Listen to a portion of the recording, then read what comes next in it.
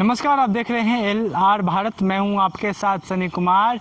चुनावी साल है और जो चुनावी रंग है अभी से ही देखने को शुरू हो गई। बता दें कि इसी साल बिहार में विधानसभा चुनाव होना है, साथ ही साथ विधान परिषद का चुनाव भी होना है, जिसको लेकर 25 तारीख को नामांकन की अंतिम तारीख रखी गई। इसी कड़ी में कल राजद के 5 MLC शामिल हुए जदयू में, जिसके बाद से जो चुनावी गहमागहमी है बिहार की वह काफ़ी गर्म हो गए। ऐसे में आज नेता प्रतिपक्ष पहुंचे अपने कार्यालय में और क्या कुछ बोल रहे हैं, साथ ही साथ प्रदेश अध्यक्ष जगदानंद सिंह क्या कुछ प्रतिक्रिया दे रहे हैं, तो इन तमाम राजनीतिक घटनाक्रम को लेकर आए आप देखिए इस वीडियो में। जिस तरीके से कल 5 MLC ने आरजेडी को छोड़कर जदयू में शामिल हुए, क्या कहेंगे? देखिए, शुभकामनाएं देंगे और क्या करेंगे। उनके भविष्य को लेकर के हमारी शुभकामनाएं हैं। नीतीश कुमार जी का कंस्ट्रक्टिव काम चलता रहता है। 15 साल तक बिहार के मुख्यमंत्री रहे। बेरोजगारी है, एक भी कल कारखाना नहीं लगा, पलायन नहीं रुका, महंगाई बढ़ गई, अस्पताल, शिक्षा, स्वास्थ्य सब जो है बेकार हो गया, क्राइम रेट बढ़ गया। पूरी तरीके से आप देखिएगा, नीतीश जी 55 घोटाले हुए हैं इन 15 सालों में। हाँ, 15 साल में बिहार के 12 करोड़ जनता का फ़ायदा नहीं हुआ। फ़ायदा हुआ तो नीतीश कुमार जी को व्यक्तिगत हुआ। कल की जो घटना है, नीतीश जी ने जनादेश का अपमान किया ही किया, लेकिन इन 90 दिनों में ना बीमारी के लिए वो ठीक से इंतज़ाम कर पाए, मजदूरों को गाली दिलवाया, ना उनकी व्यवस्था कराई, ना जांच बढ़ाई गई। नेपाल और बिहार में जो बांध बन रहा था वो काम रुका पड़ा है। पूरा उत्तर बिहार बाढ़ से डूबने के लिए है। उनको बिहार के 12 करोड़ लोगों की चिंता नहीं रही। उनको केवल चिंता 90 दिन और 15 साल केवल अपनी कुर्सी बचाने की है। आपको नहीं तो ये कंस्ट्रक्टिव काम है नीतीश कुमार। आपको नहीं लगता है चुनाव के पहले विपक्ष को कमजोर करने की रणनीति है यह? क्योंकि विधान परिषद में मात्र 3 संख्या रह गई है। जनता में पैठियानी नहीं है नीतीश जी का। यानी ये साबित होता है कि नीतीश कुमार जी का जनता के सामने दाल नहीं गल रहा। हर बार जो है उन्होंने धोखा दिया लोगों को।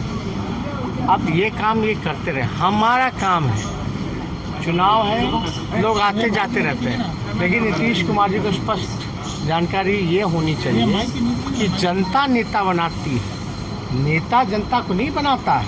और जनता हमारे साथ है।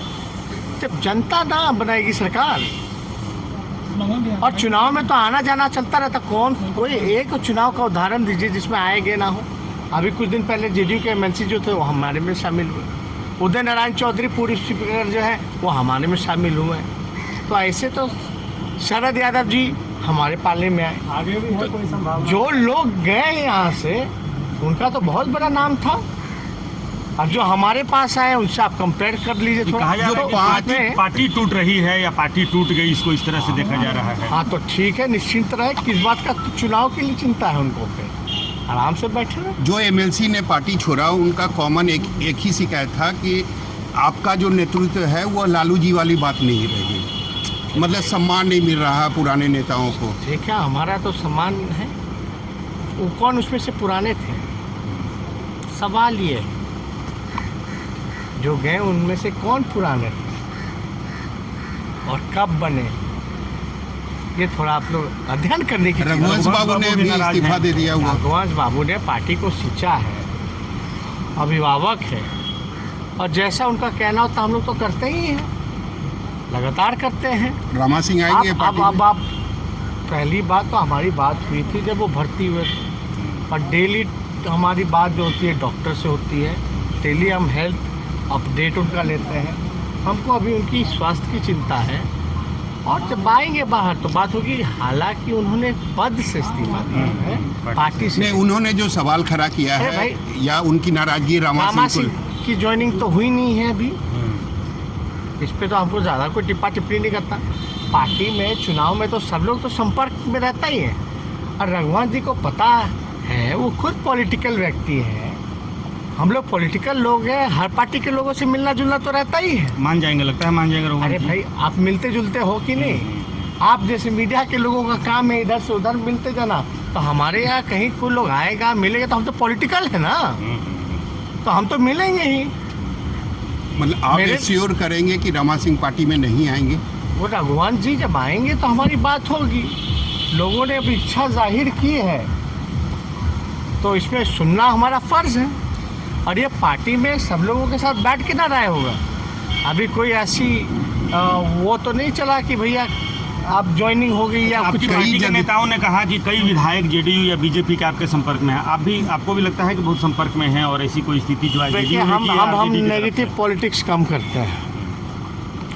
हमको चिंता बिहार के 12 करोड़ जनता की है। नौजवान जो बेरोजगार हो गए उनकी है, श्रमिकों की है जिनका रोजगार छूट गया, कारखाने नहीं लग रहे उसकी चिंता है, पलायन हो रहा है फिर से, हरियाणा पंजाब के बसेज आ रहे हैं। ये बिहार सरकार को हम बोले नीतीश जी सुप्रीम कोर्ट का ऑर्डर थोड़ा मान लेते।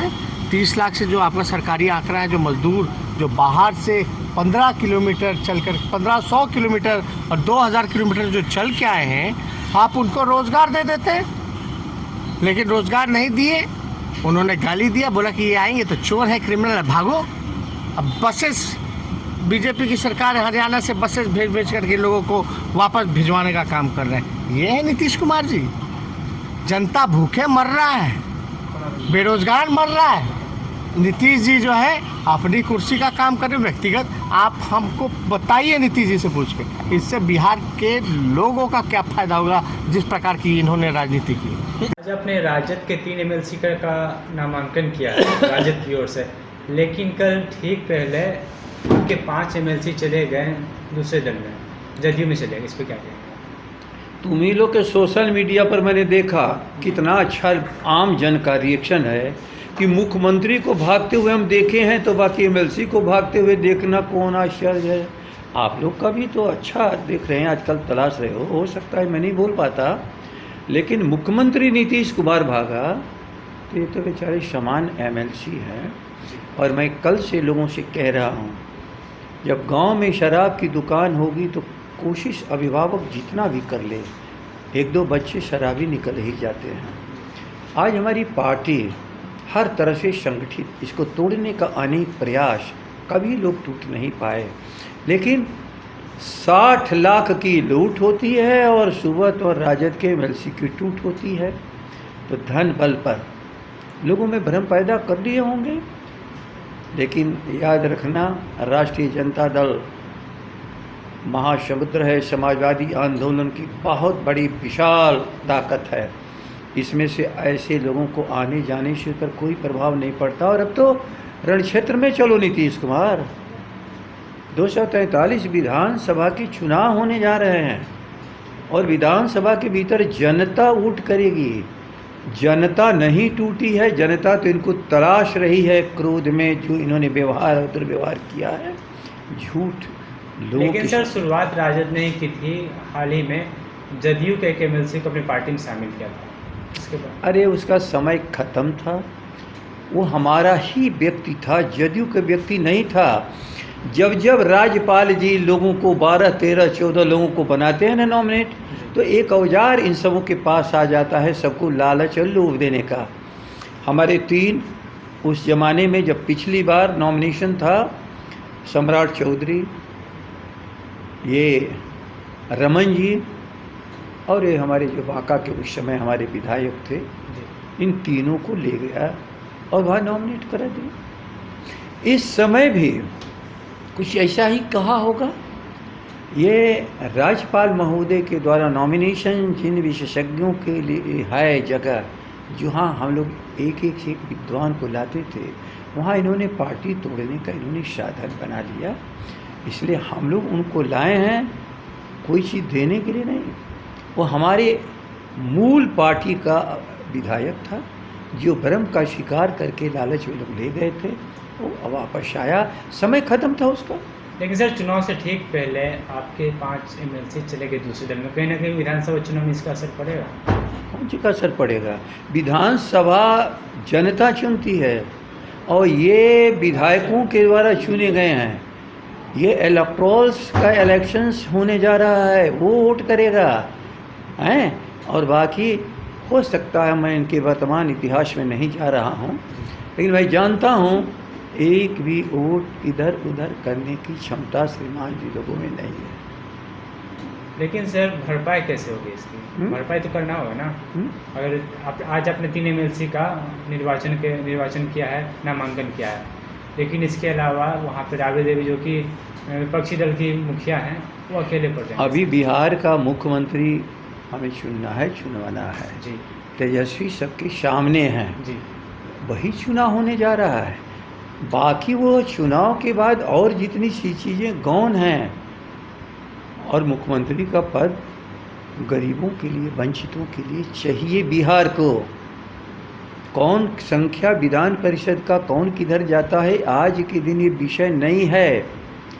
जो हमारे लोग सताए गए हैं, अनाथ वंचित जिनको रखा गया है, जो किसान है, मजदूर है, दलित है, महादलित है, पिछड़े हैं, अत्यंत पिछड़े हैं, और धार्मिक उन्मादी जिनको तंग करके देश को खंडित करना चाहता है, उसका सौहार्द काम करने वाले हमारे अल्पसंख्यक भाई है या सवर्ण है। सभी लोग एक साथ मिलकर के बिहार के निर्माण में आगे चलेंगे। बाकी जो छोटी मोटी चीज़ें वो हल होता रहेगा। फिर विधान परिषद के चुनाव के दौरान 5 एमएलसी चले गए जदयू में, लेकिन जब विधानसभा के चुनाव होगा तो ऐसे में आप विधायक को कैसे एकजुट करके रखेंगे?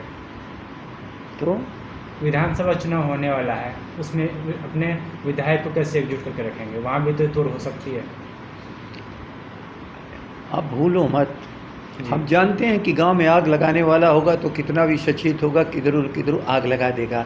लेकिन भूलना मत, निर्माण करता होना और विध्वंस करता दोनों में बहुत अंतर है। हम लोग समाजवादी आंदोलन, जयप्रकाश जी, डॉक्टर लोहिया, स्वर्गीय कर्पूरी ठाकुर, ये समता और संपन्नता इस मुल्क के लिए कैसे हम व्यवहार करें, हम लोग इसको जानने वाले हैं, उसके लिए परिश्रम करने वाले हैं। और हमारी मान्यता है कि दुनिया के पैमाने पर कभी भी भारत संपन्न राष्ट्रों की जमात में नहीं शामिल हो सकता है जब तक बिल्कुल निचली इकाई को हम संपन्न नहीं बना देंगे। इसलिए हमारा देश समता के साथ संपन्नता का है समाज में, और उसके लिए हम लोग प्रयास करते हैं। कल बात होगी, देखा जाएगा। सर, आपके पार्टी के राष्ट्रीय उपाध्यक्ष ने कल इस्तीफा दिया, रघुवंश प्रसाद सिंह ने, और एनडीए ने भी कह दिया कि हमारे साथ आते तो मुझे कोई आपत्ति नहीं है। तब कैसे रोकेंगे उन्हें? आप गए थे रघुवंश बाबू के पास? किसी से भेंट है? अरे वो संयोग से दुर्भाग्य है हमारा, वो आज बीमार हैं, और जब बीमार हुए तो मजाक किसने उड़ाया? जदयू और भाजपा के लोग। आइए देखिए, थाली पीटने गए थे, भीड़ में तुम गए, बीमार हो गए। जो अपने जीवन को खतरे में डाल रहा हो इस समाजवादी आंदोलन को ताकत देने के लिए, कभी समाजवाद की किसी धारा को कमजोर होने देगा? रघुवंश बाबू आइसोलेशन में, हम लोग अभी शुभकामना, हम लोग की पूरी प्रार्थना है प्रकृति से कि आप हमारे नेता को, राष्ट्रीय जनता दल के उपाध्यक्ष को, हम लोग को बीच में स्वस्थ ढंग से आने दीजिए। लेकिन सर, कारण बताया जाए 2014 में वैशाली से लोकसभा चुनाव हार गए थे, रघुवंश प्रसाद सिंह और रामा सिंह वहाँ से चुनाव जीते थे, और उन्हें पार्टी में शामिल किया जा रहा है। किसने कहा? मैं तो देखा ही नहीं। हम कहीं यहाँ देख रहे हो क्या कहीं पर किसी को? आज के दिन हमारे वर्तमान उपाध्यक्ष हैं, और वो कौन सी काल्पनिक चीज़ें जिसकी कहाँ चर्चा, कहाँ है, कैसे है, नहीं है, हमने कभी देखा ही नहीं है। तो क्या अगर रामा सिंह शामिल होने आते तो उन्हें शामिल नहीं करेंगे? मैं बार बार कह रहा हूँ, ये प्रश्न का उत्तर तब दिया जाता है जब प्रश्न सामने खड़ा हो। जी, अभी कहाँ प्रश्न है ये? तो आपने तस्वीरों में देखा तेजस्वी यादव साफ तौर पर बोल रहे, मुख्यमंत्री नीतीश कुमार 3 महीने यानी कि लॉकडाउन के दौरान बाहर नहीं निकले और यही रणनीति बनाते रहे कि किस तरीके से राजद को तोड़ना है। साथ ही साथ प्रदेश अध्यक्ष जगदानंद सिंह का भी साफ तौर पर यही कहना है कि अगर कोई जाता है तो जाए और कोई आता है तो आए, लेकिन चुनाव में इस तरीके की चीज़ें आम बात होती है। चुनाव के समय में इस तरीके की घटना होती रहती है, छुटपुट माना जाना चाहिए। साथ ही साथ यह भी कहा कि राजद कभी तोड़ जोड़ की राजनीति नहीं करता, लेकिन जदयू तोड़ जोड़ की राजनीति पर ही काम करती। 15 साल हो गए हैं जदयू को शासन करते हुए बिहार में, यानी कि एनडीए का शासनकाल 15 साल का रहा है बिहार में। 2005 से लेकर अब तक बिहार में एनडीए का ही शासन है, और विकास उस स्तर पर नहीं हो पाई जिस स्तर पर होना चाहिए। क्राइम रेट बढ़ गया, तमाम तरह की परेशानियां बढ़ गई है बिहार के लिए। तमाम रोजगार को लेकर परेशानियां हैं, तमाम युवाओं में परेशानियां हैं, जिसको लेकर बुरी तरीके से सरकार को घेरते हुए नजर आए प्रदेश अध्यक्ष जगदानंद सिंह और नेता प्रतिपक्ष तेजस्वी यादव। ऐसी खबरों में बने रहने के लिए हमारे चैनल को लाइक, सब्सक्राइब और शेयर करना ना भूलें और बेल आइकन जरूर दबाएं। धन्यवाद।